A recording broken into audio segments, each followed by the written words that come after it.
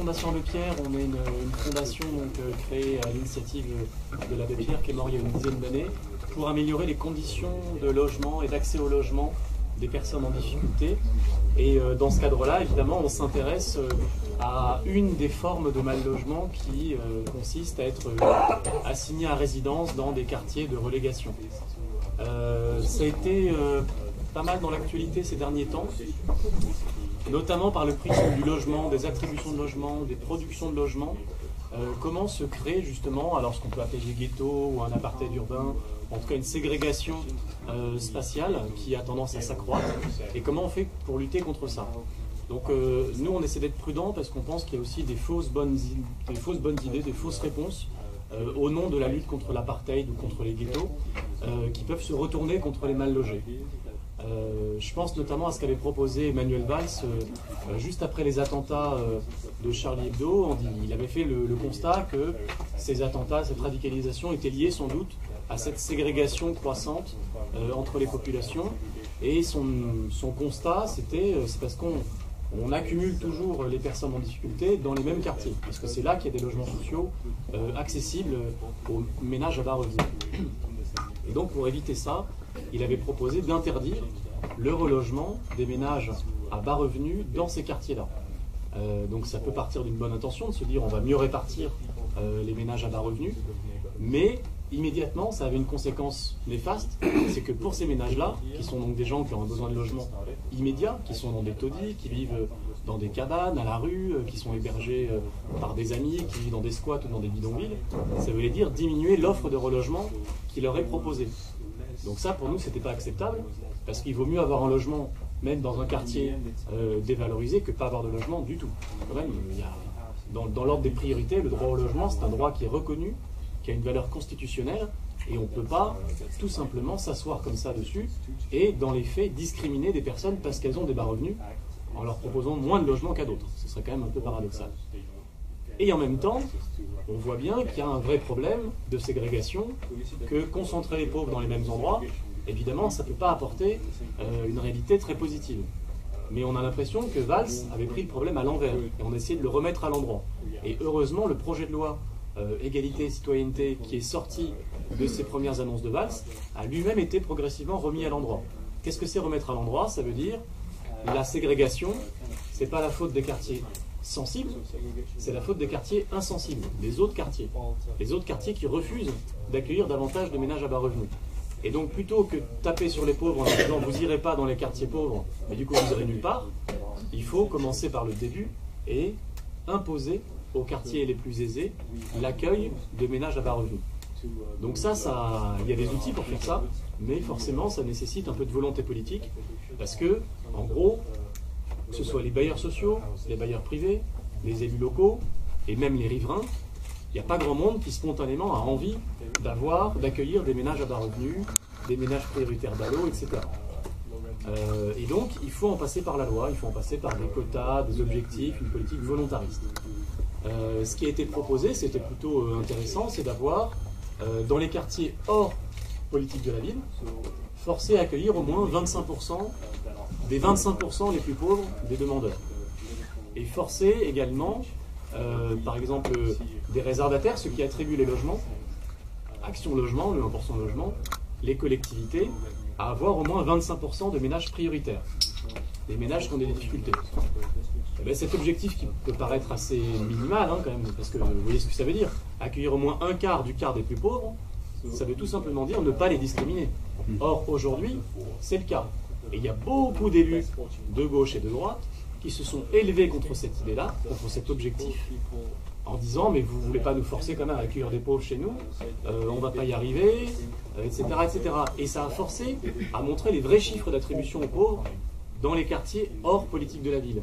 En Ile-de-France, par exemple, les 25% des plus pauvres, qui auraient droit à 25% des attributions si c'était tout simplement sans discrimination égale, ils ont droit qu'à 11%. Donc quand vous êtes pauvre en Ile-de-France, vous avez 2 fois moins de chances qu'un autre d'avoir accès au parc social.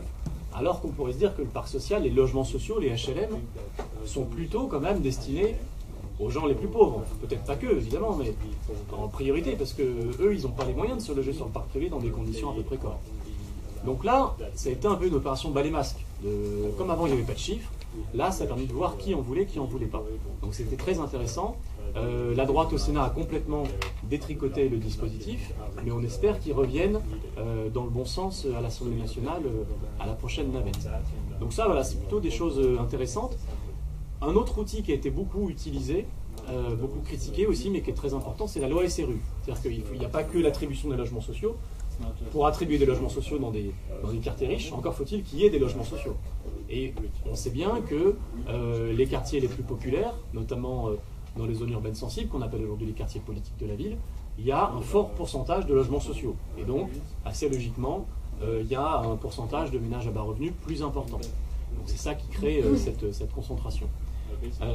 La loi SRU disait, écoutez, tout le monde doit avoir un peu de logements sociaux, 20%, maintenant plutôt 25%. Donc ça va plutôt dans le bon sens. Cette loi, elle n'est pas respectée par tout le monde, mais elle est de plus en plus respectée. Donc tous ceux qui disaient, c'est pas réaliste, on ne peut pas imposer des quotas comme ça depuis Paris, dans chaque commune, en fait, la réalité a montré que si, on pouvait, et que majoritairement ça marchait. Il y a plusieurs problèmes quand même, malgré ce bilan plutôt positif. C'est qu'il y a des communes qui refusent absolument d'en faire. Et face à ces communes vraiment de mauvaise volonté, les préfets qui auraient le pouvoir de leur imposer des logements sociaux hésitent souvent à le dire. Parce que les préfets, ils sont dans des réseaux d'acteurs locaux et ils ont beaucoup d'autres sujets à traiter. Et imposer des logements sociaux pour les pauvres à des maires, ça veut dire se fâcher fortement avec le maire de la commune. Et quand c'est des maires importants, on sait que la commune de Neuilly a été longtemps réfractaire à la loi SRU, qui était la commune administrée par Nicolas Sarkozy. Évidemment, pour un préfet, c'est un risque à prendre. Il y a plus des emmerdes à avoir que des félicitations. Et donc, souvent, ils réfléchissent, ils disent « bon, vous ferez mieux la prochaine fois », et on patiente. Il y a ça. Un autre problème, c'est que logement social, quand on dit qu'il faut 25% de logement social, ça veut tout dire et rien dire. Parce que depuis quelques années, on fait de plus en plus de ce qu'on appelle des PLS, qui ne sont pas vraiment des logements sociaux, qui sont comptés comme des logements sociaux, mais qui sont pour des ménages qui gagnent 2 000, 3 000 euros par mois. Et donc, si l'idée c'est d'éviter la ségrégation, tous les pauvres dans le même quartier, les pauvres, ils ne gagnent pas 2 000 euros par mois. Ils gagnent 500, 1000, 1500 euros par mois, le SMIC, un peu plus, un peu moins. Et donc faire des PLS à des niveaux de loyer type 700 ou 800 euros pour des gens qui en gros sont au niveau cadre, évidemment ça ne va pas éviter la ségrégation. Mais pourtant, les maires qui refusaient d'avoir des logements sociaux, qui refusaient d'accueillir des pauvres, ils se sont dit, bon, si on me force vraiment à faire des logements sociaux, je veux bien en faire, mais je vais faire cela, là, ils sont bien, là. Les logements sociaux pour les cadres, moi, ça m'intéresse. Donc ça ne résout pas du tout la ségrégation. Troisième écueil, c'est l'attribution de ces logements sociaux qu'on a forcé certains élus à faire. En fait, il y a une pratique qui se fait quasiment partout, qui est acceptée, qui est explicite, c'est la préférence communale. Donc ici, on lutte tous contre la préférence nationale, mais dans les attributions de logements sociaux, il y a un truc, on pourrait dire aussi pervers, c'est la préférence communale. Je veux bien accueillir des pauvres, mais mes pauvres, les pauvres de ma commune. Ceux de la commune voisine qui sont à 500 mètres, là, moi ça ne m'intéresse pas. Pourquoi ? Tout simplement parce que les pauvres de chez vous, au moins c'est des électeurs. Les pauvres de la commune d'à côté, en gros, ça intéresse moins les élus. Pourquoi ? Parce que faire des logements sociaux, ça coûte un peu d'argent. Ça veut dire braver quelques résistances internes des riverains, etc., des voisins. Si c'est, au moins, on peut dire, ok, on fait des logements sociaux, c'est difficile, mais c'est pour accueillir vos enfants, vos voisins en difficulté.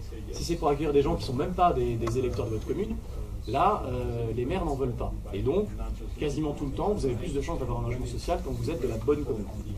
Le problème de cette idée, c'est que du coup, ça empêche de mieux répartir les populations entre les communes. Et donc, les communes pauvres restent pauvres et les communes riches restent riches. Donc ça, c'est un vrai souci. Et nous, on demande l'interdiction du critère de la préférence communale et des critères de priorité qui sont des critères de justice. Si vous êtes une femme victime de violence, si vous êtes dans des taudis, si vous êtes à la rue, si vous êtes en surpeuplement, vous devez être prioritaire pour avoir accès à un logement social, parce qu'il y a une urgence.